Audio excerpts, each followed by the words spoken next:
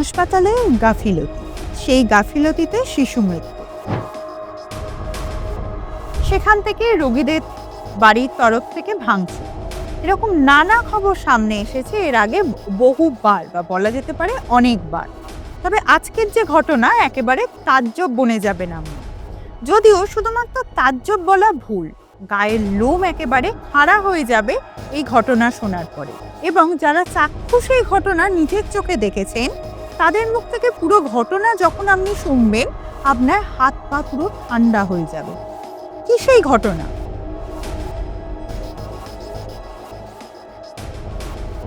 মিলল সদ্যজাত শিশুর মাথা। আর কোথায় মিলল জানেন?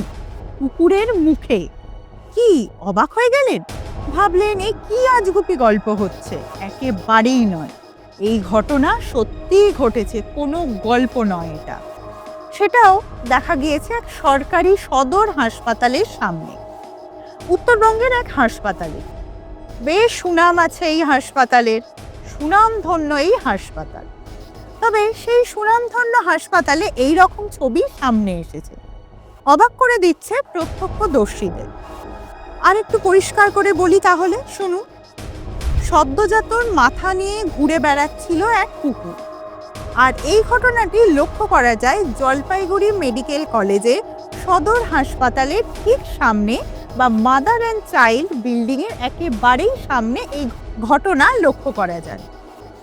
এই দৃশ্য যারা দেখেছে নিজের চোখে, মানে প্রত্যক্ষদর্শীরা, ঠিক কি বলছেন শুনুন, তাদের মুখ থেকেই শুনে নিন ঠিক কি দেখেছেন তারা। একটা সদ্যজাত বাচ্চাকে এদিকে মানে মুখের মধ্যে মাথাটা আমরা দেখতে পাইলাম, সবাই চিল্লাহাল্লা করতেছে, মানুষের বাচ্চা।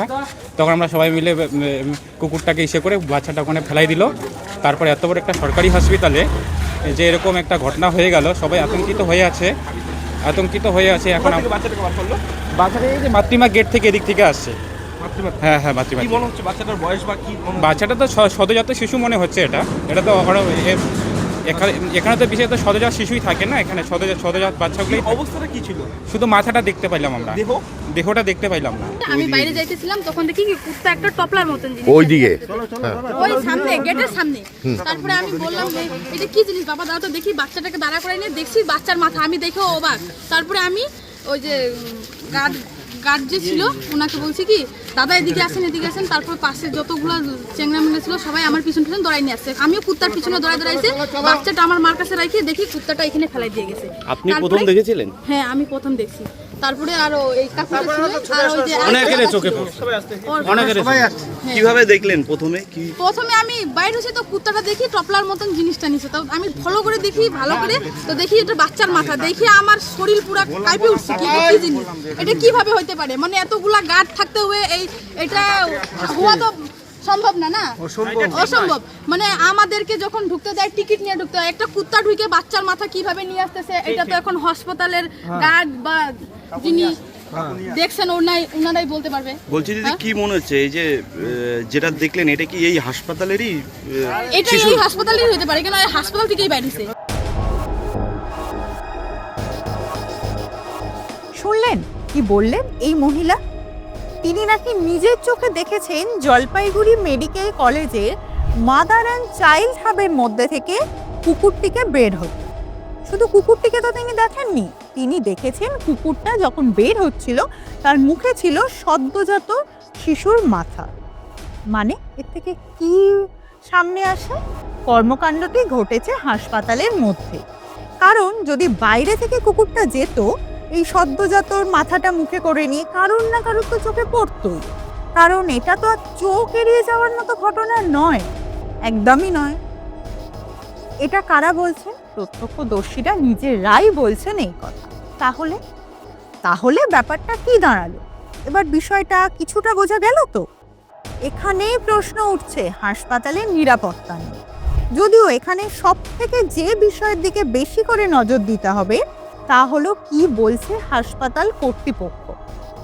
মেডিকেল কলেজ কর্তৃপক্ষের দাবি এটি মেডিকেল কলেজের মাদার অ্যান্ড চাইল্ড হাবে শিশুর কোনো মাথা নয়। তাহলে তাদের দাবি বাইরে থেকে পথের কুকুর হয়তো শিশুর মাথাটিকে নিয়ে এসেছে হাসপাতালের মধ্যে।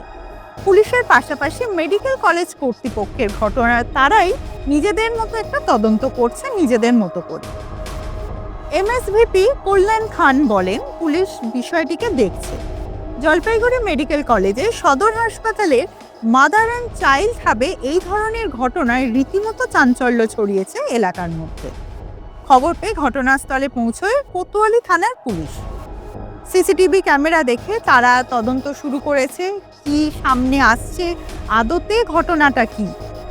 হাসপাতালের গাফিলতি নাকি বাইরের পারিপার্শ্বিক কোনো, বা যেটা হাসপাতাল কর্তৃপক্ষরা দাবি করছে তারা, যে বাইরে থেকে কুকুরটি যে সদ্যজাত শিশুর মাথাটিকে নিয়ে হাসপাতালে ঢুকেছে এবং বের হওয়ার সময় কোনোভাবে কোনো প্রত্যক্ষদর্শীর সামনে বা চোখে পড়ে যায়। কোনটা সঠিক? পুলিশ তদন্ত করছে, তদন্ত এগোচ্ছে, দেখা যাক কি আসে তদন্তে।